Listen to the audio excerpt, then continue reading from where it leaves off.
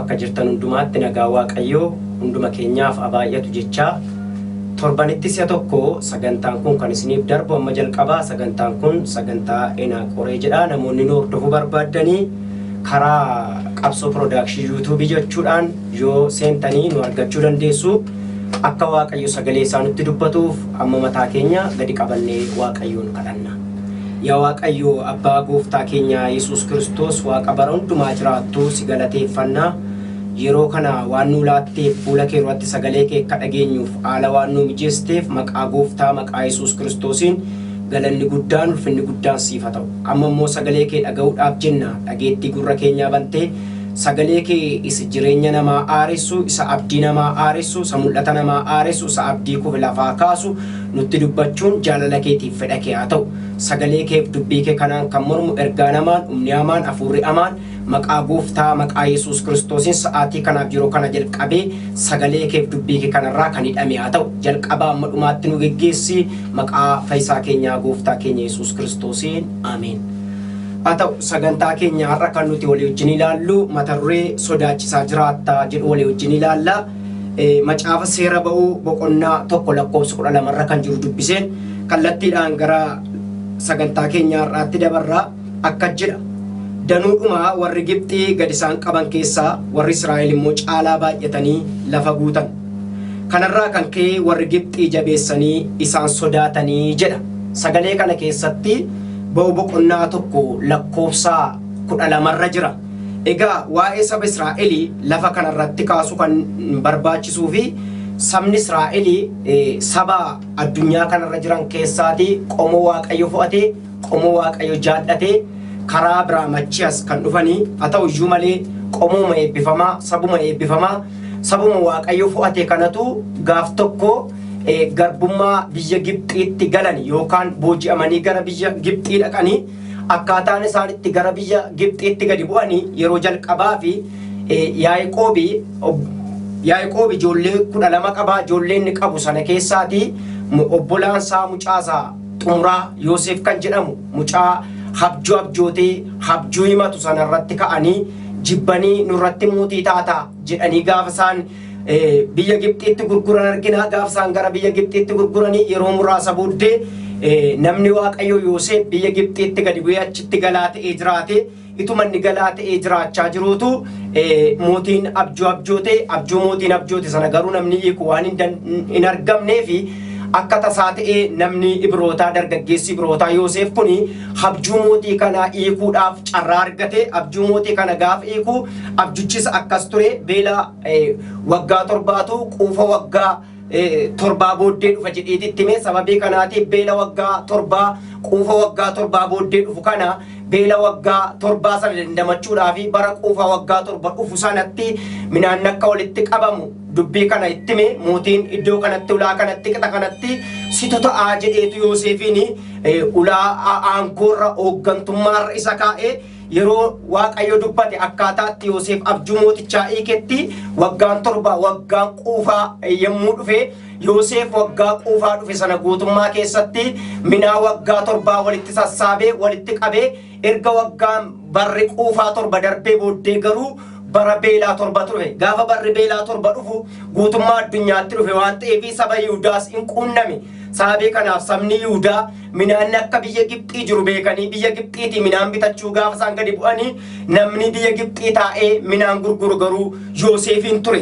Yoosef namni biyya Gibxiitti itti gaafatamaa ta'ee midhaan gurguru kuni obbolaa saatu Yihudaadhaa akka dhufe itti manii hin baree isa booddee isaan inni geeddarameera jijjiirameera waan ta'eef isaan isa hubachuu dadhaban iyyuu inni garuu obbolaasaa baruu danda'eera. Sababii kanaatiif barri beelaa waggaan 4 hafee waan jiruuf ammas abbaa koo achi as naa fidaa jedhee lubbuu 75 wajjiniin abbaan isaa Yaaqoob jechuudha abbaa Yoosef Yaaqoob gara biyya Gibxiitti gadi bu'e achitti dhaqanii horanii hin baay'atanii lafa guutani. Gaafa isaan horanii baay'atanii lafa guutanii garuu waan nama dhibu keessaati gaaf tokko mootii Yoosefin hin beenne tokko hin ka'e. Mootii Yoosefin hin beenne kun ka'ee gaafa ka'e garuu saba Israa'el kanarra ciqileesaa kaawwate. Saba Israa'el kana gadi qabe hojiitti baay'ise hin gabroonfate. yeroo isaan biyya Gibxiitti gad bu'an barrisaa bara beelaa yoo ta'e iyyuu achitti erga isaan onanii baay'atanii booddee mootii Yoosefiin hin beenne ka'ee saba kana hin cunqursee gadi qabe. Sababii kanaatiif sabni kun yeroo hundumaa galgalas ganamas yeroottis yeroo malees gara waaqayyootti iyyuu waaqayyoon hin kadhatu turani. Waa'ee rakkina isaanirra jiruuf, waa'ee hacuucamuu isaanirra jiruuf, waa'ee garbummaa biyya ormaatti isaanirra ga'e kanaaf gara waaqayyootti baay'isanii guddisanii iyyuu turani. Haa ta'u iyyuu maleetuma gadi qabamanii iyyuu danuuma gadi qabaman kana keessaa immoo waan nama dhibu keessaati warri Israa'el kuni sodaachisaa jiraatu. Kan gadi qabamu Israa'eloota kan sodaachisaa jiraatu immoo Israa'eloota. Kan gadi qabu warra Gibxiiti kan sodaataa jiraatu warra Gibxiiti. Dubbiin isaa waliin fakkaatu waliin argu. Silaa isa gadi qabutu isa gadi qabamu sodaachisa ture. Amma garuu dubbiin isaa galagalee inni gadi qabu isa gadi qabamu sodaachuutti ka'e. Sabni kun kana booddee nu caalu hin baay'atu biyya nurraa fudhatu. Sababii kanaatiif akkaataa isaaniitti baay'inni isaanii gadi bu'uu humna jedhanii tooftaa garaagaraa mala garaagaraa humuu jalqaban jechuudha. Sababii kanaaf lakkoofsa 12 kanarratti danuuma warri Gibxii gad isaan qaban keessaa warri Israa'el immoo caalaa baay'atanii lafa guutanii jedha. Kanarraa kan ka'e warri Gibxii jabeessanii isaan sodaatanii jedha. Al takka takkaa gaafa jireenya keenya wajjin wal bukkee qabnee ilaallu kan gadi qabamaa jiru Israa'eli, kan cunqurfamaa jiru Israa'eli, kan gabroomaa jiru Israa'el, danuun miidhama kan qabu Israa'eli, kan sodaachisu immoo Israa'el jechuudha. Namoonni gara waaqayyootti iyyanii waaqayyoo wajjin firooma qaban, waaqayyoon fo'ataman, yaadi waaqayyoo isaanirra jiru. Hulaama gadi qabamanitti, hulaama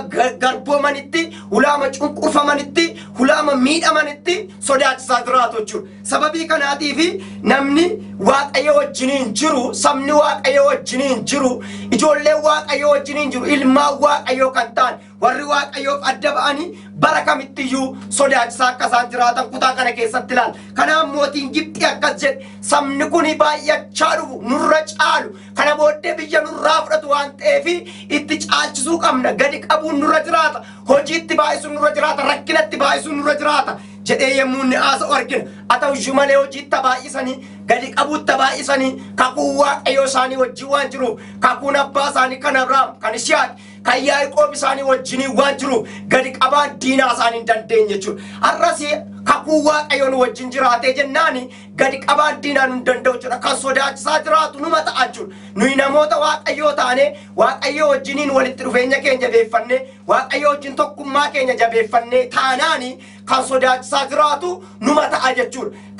Sababiin Israa'eloonni sodaachaniif sababii mi'a lolaa guddaa qabanii miti, sababii humna jabaa qabanii miti, sababii mootota gurguddoo of keessaa qabanii miti, sababii waaqayyoon qabaniif garuu sodaachisaa jiraatu. Har'as addunyaa kana keessatti namni waaqayyoon qabu, namni hafuura waaqayyoo qabu, namni humni waaqayyoo irra jiru, namni fo'annoo waaqayyoo isa argate hulaa kamittuu qixa kamittiyyuu sodaachisaa jiraata jechuudha. Sababii kanaatiif yeroo hundumaa bara hundumaa sodaachisaa jiraachuu akka dandeenyuuf jireenya keenya kana waaqayyo wajjin adeemsisuutu nurra jiraata jechuudha. Kana duwwaa miti yoo ergamoota boqonnaa 24 lakkoofsa 5 irratti ilaalle waa'ee Phaawulos namoonni tokko akkas jedhanii kaasan namichi kun sodaachisaa akka dhukkuba darbuu ta'uunsaa Yihuudoota biyya lafaa jiraatan hundumaa gidduutti immoo goolii qaqqabsiisuunsaa garee warra Naazreet warra amantii keenyarraa adda cabsate sanaaf immoo dura buutuu ta'uunsaa dhageenyeerran. Waa'ee Phaawulosiin gaafa haasa'an maal jedhu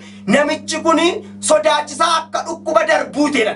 Sababiin isaa maaliif hafuura waaqayyootu irra jira, ayyaana waaqayyootu irra jira, fo'annoo waaqayyootu irra jira. Sababii kanaaf bakka jiraatu fulaa jiraatu hundumaatti mandaraa keessa darbu hundumaatti siidaa seexanaa diigaa waan deemuufi masaraa jal'ootaa diigaa waan deemuufi walitti qabama jal'ootaa diigaa waan deemuufi namoonni baay'ee sodaatan iddoo isaa waaqa tolfamaadha jedhanii ofii isaaniitti hojjetatanii itti sagadan guutummaa isaa diigaa waan deemuufi wanta inni hojjetu hundumtuu waan qabatamaa waaqayyo harka isaatiin waan hojjetuufi namichi kun sodaachisaa akka dhukkuba darbuuti. Akkas ta'uusaa dhageenyeerra. Namichi sodaachisaa akka dhukkuba darbuu ta'e kun immoo geggeessaa Yihuudootaati.